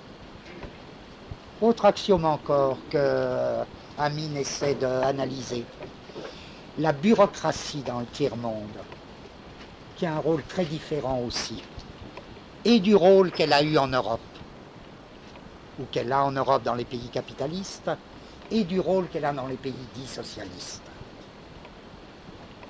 Peu importe. Hein. Enfin, je dis bien que c'est dans le livre Le développement inégal que tout ça est analysé le plus précisément. J'essaie juste de tirer des conclusions de cette rapide revue. Je dirais, eh bien oui, encore une fois, les États du tiers-monde, est-ce qu'on ne pourrait pas les définir ainsi que, dans beaucoup de cas, le rapport de production y est capitaliste, mais le mode de production n'y est pas capitaliste. Et cela non pas par survivance, mais en vertu des axiomes organisés propres à la périphérie, des axiomes organisés propres à ce tiers-monde. Si bien qu'évidemment, les mouvements politiques de résistance ou les mouvements politiques révolutionnaires y ont également une structure ou des potentialités qui sont très différentes de celles d'ici. Qu'est-ce que je veux dire? Parce qu'en même temps, il faudrait ajouter presque le contraire. Il me semble qu'il faudrait en même temps relativiser les thèses de Samir Amin. Mais les relativiser presque pour les rendre encore plus fortes ou encore plus convaincantes. Parce que, voilà. Samir Amin nous dit, l'économie du tiers-monde n'est pas du tout une économie retardataire. C'est une économie extrêmement moderne. Du type, encore une fois, métallurgie, grande métallurgie, pétrole, agriculture industrialisée. Donc l'économie du tiers-monde, c'est vraiment pas... Je veux dire, c'est tout déformé, la présenter comme une économie en voie de développement. C'est déjà là qu'il y a le mensonge abominable. C'est pas du tout une économie en voie de développement, c'est une économie. On ne peut pas dire que, par exemple, la monoculture du sucre dans le nord-est brésilien soit le signe d'une économie en voie de développement. C'est une économie follement moderne. C'est une économie de haute industrie. C'est même pour ça que la situation est tragique. Eh bien, je dis ceci, ça signifie quoi? On dira, qu'est-ce qui a permis ce déplacement de secteurs économiques hautement développés dans le tiers-monde? C'est même ça qui distinguerait ce qu'on appelle le tiers-monde des anciennes colonies. Dans les anciennes colonies, il y avait une économie non développée. Qu'est-ce qu'on appelle le tiers-monde aujourd'hui? Il y a des cas, par exemple l'Afrique, elle poserait toutes sortes de problèmes, ça dépend quelle région d'Afrique. Il y a des régions non développées, etc. Mais ce n'est pas ça qui pose le problème aigu du tiers-monde. Le problème aigu du tiers-monde, c'est qu'il est l'objet d'une économie hautement développée. Une économie complètement tordue, d'une économie complètement nocive, d'une économie catastrophique, mais hautement développée, hautement industrialisée. Qu'est-ce qui a permis ce transfert d'une économie développée dans le tiers-monde? Ce qui l'a permis, c'est précisément notre loi du capital. À savoir que le centre s'est réservé de plus en plus, provisoirement, je ne suis même pas sûr que ce soit pour longtemps, le centre s'est réservé de plus en plus les secteurs, non pas de haute industrie ou de haute agriculture, mais de grande automation. Je dis, ça ne fait qu'un avec la loi du capital qu'on a vu. C'est ça. Le capital constant prend de plus en plus d'importance et commence par en prendre au centre même. Donc, le capital, les axiomes du centre, se sont de plus en plus réservés un secteur automationné. Bien. D'où la crise du travail au centre. En revanche, ont émigré, et ça compte beaucoup, par exemple, dans ce qu'on appelle la crise de la métallurgie, la crise de la sidérurgie en Europe. Ça compte énormément qu'une sidérurgie hautement industrialisée, hautement spécialisée, se soit installée dans les pays du tiers-monde. Alors, vous comprenez, c'est une situation, ça fait bien partie de ces trucs sans issue du capitalisme. Parce que ça fait les espèces de trous de crise en Europe, et ça fait aussi l'économie crise dans le tiers-monde. C'est étonnant ce truc-là. Alors, mais je dis, il faut aller plus loin. Pourquoi il faut aller plus loin? Il faut relativiser tout, Samir Amin. D'une part, je ne vois pas de contradiction. J'imagine, il n'y aurait pas tellement de contradictions. Est-ce que dans quelques années, s'installent des secteurs hautement automatisés dans les pays du tiers-monde? Le Brésil, tout ça. Oui.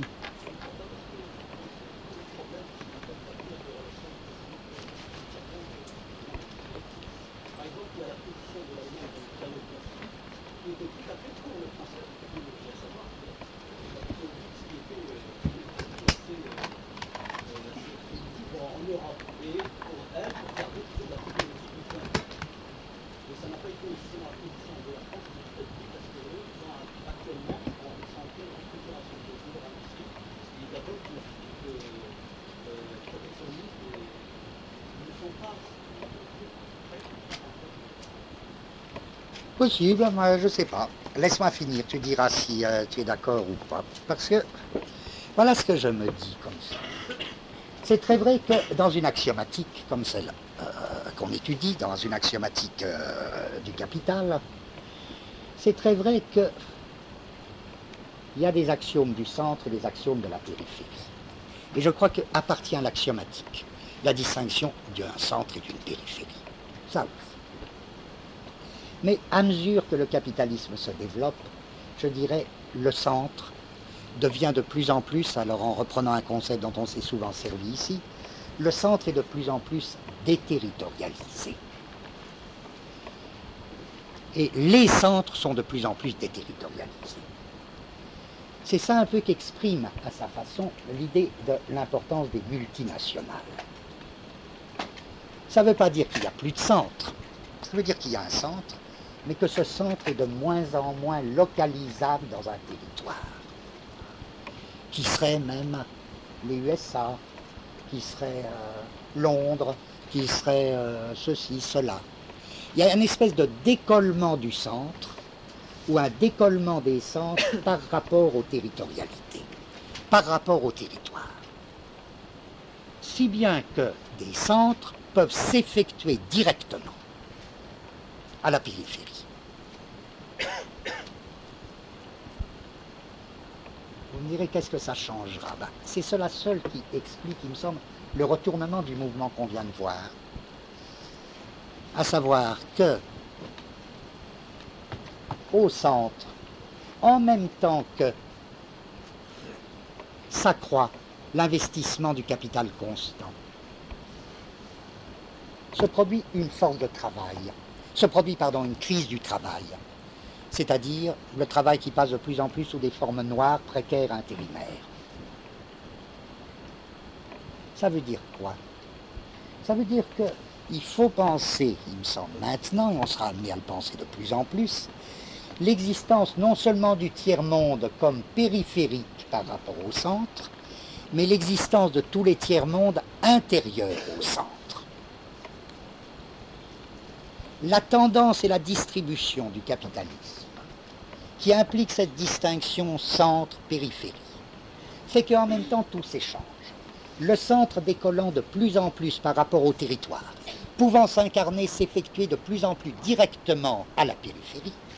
Inversement, des zones de véritable périphérie se creusent dans le centre. Comme s'il ne suffisait plus de parler du tiers-monde, mais il fallait assigner les tiers-mondes en train de se former au centre même du système. Alors ça, évidemment, ça me paraît très important pour l'avenir. On verra en quel sens cette formation de nouveaux tiers-mondes, ou ce qu'on a appelé parfois des quart-mondes. Les quart-mondes, ce sont les tiers-mondes qui se constituent au centre même, parce que, c'est-à-dire dans les vieux territoires du centre, parce que le centre s'est déterritorialisé et peut s'effectuer à la périphérie même. Pour conclure ce point, je voudrais juste dire, alors reprenons ma question, ma troisième rubrique, qui était bien modèle de réalisation et isomorphie. Je peux donner plusieurs réponses. Je peux dire oui, finalement, toutes les formations étatiques, tous les États modernes sont isomorphes par rapport à l'axiomatique du capital. Simplement, ça ne veut pas dire qu'elles sont homogènes. Ça veut dire simplement que c'est la même axiomatique qui s'y réalise, dans des modèles différents. Autre réponse possible, non. À la limite, elles ne sont même pas isomorphes. Par exemple, les états du centre peuvent être dits isomorphes. Est-ce que les états du centre et les états de la périphérie, du tiers-monde, sont isomorphes? Bien des choses nous donneraient envie de dire oui. Je veux dire, là, chaque état du centre, c'est plus le vieux régime de la colonie, c'est vrai. Mais c'est presque l'isomorphie qui a remplacé. Je veux dire, moi, ça me paraît évident que si vous prenez les grands états du centre, chacun a ses isomorphes dans le tiers-monde. Par exemple, le régime Centrafrique, là, le Bokassa, hein, très isomorphe à la France. Bon,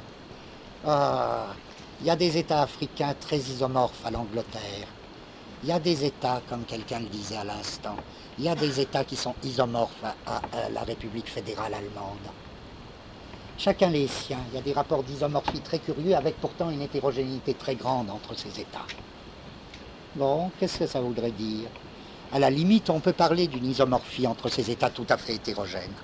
Mais je dis à la limite aussi, on peut très bien dire l'axiomatique supporte une certaine polymorphie.